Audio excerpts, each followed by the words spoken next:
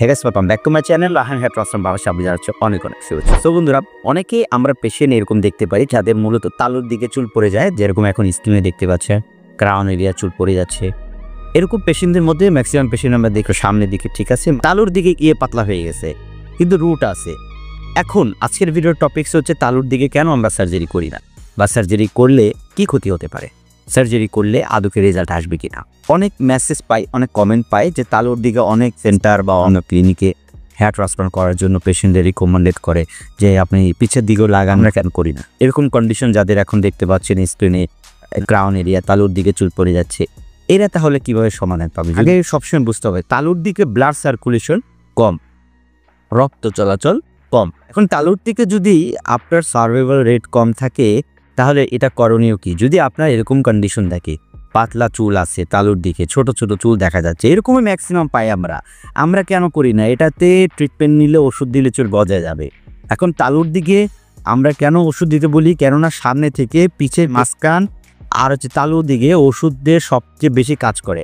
এই ওষুধগুলো যখন আমরা তালুর দিকে আমরা অ্যাপ্লাই করি তখন সেই রেজাল্টটা খুব তাড়াতাড়ি আসে, কেননা তালুর দিকে ওষুধের রেজাল্ট সবচেয়ে বেশি ভালো আসে। যেহেতু সার্জারির ক্ষেত্রে ব্লাড সার্কুলেশন কম থাকে, রক্ত চলাচল যেখানে কম সেখানে কিন্তু চুল টিকে যাওয়ার সংখ্যা কম থাকে।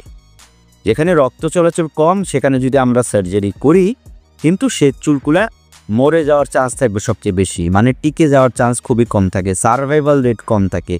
আর গ্রাফটের উপরে একটা গ্রাফ বসলে তো নষ্ট হয়ে যায় আরেকটা চুল। যদি এরকম থাকে প্লেন একেবারে চকচক তখন আমরা সার্জারি করি, বাট যদি কোনো অপশন না থাকে, কিন্তু আপনাদের মেনে নিতে হবে যদি এখানে সার্জারিও করা হয় তারপরও এটা সার্ভাইভাল রেট কম পাবে।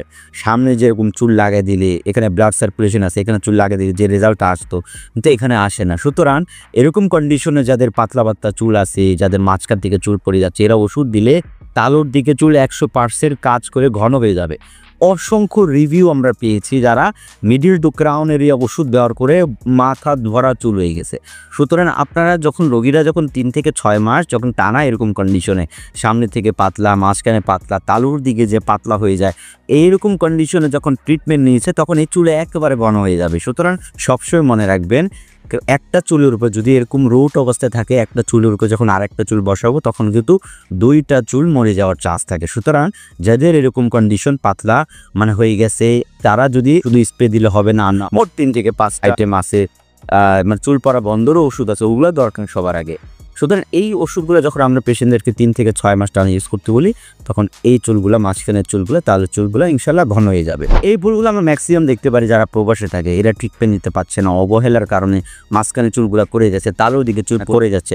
মানে ডোনারটা নষ্ট করে আমাদের কাছে আসতেছে, ডোনার নষ্ট হয়ে গেলে চুল যদি পিসের গোড়া যদি ভালো না থাকে তখন আপনার কাজ হবে না। সুতরাং রোগটা যখন শুরু, প্রতিটা ভিডিওতে বলি যখন চিকিৎসাটা তখন নেবেন সবচেয়ে ভালো হবে। এখন আসার মতো যদি লোক থাকে সবাই যেভাবে যার যার লোক দিয়ে ওষুধ নিচ্ছে আমরা আপনার লোকের কাছে পাঠিয়ে দিব। বাট একটা জিনিস মনে রাখবেন যে এখানে সার্ভাইভাল রেট কম থাকে। আর যদি হয় নাই পাতলা চুল, আজকে মারছে গোড়া গোড়াও খাবে চুল আছে, তাইলে এটা গজাবে শিওর থাকে।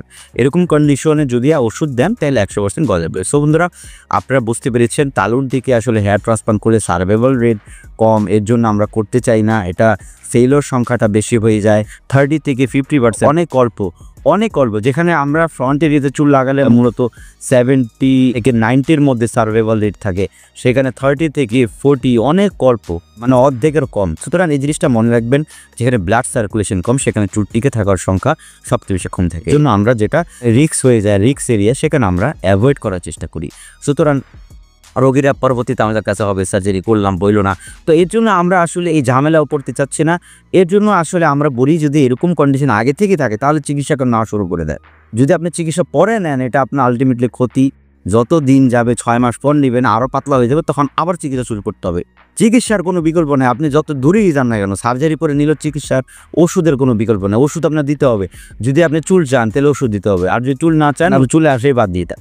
এই চুল পড়া জিনিসটা কতটুকু হতাশ, নিজেকে আড়াল করে রাখিয়ে ফ্রেন্ড সার্কেলের থেকে, কোনো অকেশন পার্টি থেকে অলওয়েজ ক্যাপ পরে থাকে। আমি এমন পেশেন্ট দেখেছি যারা ক্যাপ ছাড়া এক মুহূর্ত চলতেই পারে না, তো এই জিনিসটার জন্য আপনি নিজে দায়ী। আমি মনে করি সময় মতো যদি ওষুধটা দিতেন তাহলে কিন্তু চুলও পড়তো না, আর চুল পড়াটা রোধ করা সম্ভব, আর চুলও গজাইতো। সুতরাং এই জিনিসটার জন্য আপনি নিজে দায়ী, এই জিনিসটা মনে রাখবেন। যারা প্রবাসে আছে এরা যদি চিকিৎসা না নেয় তাহলে আপনি নিজে দায়ী, এই জিনিসটা মনে রাখবেন। তো বন্ধুরা, আপনারা যাদের এরকম তালুর দিকে পাতলা হয়ে যাচ্ছে, মাঝখান থেকে পাতলা হয়ে যাচ্ছে, সামনের দিকে এরকম পাতলা, তারা অবশ্যই ট্রিটমেন্ট নিতে হবে।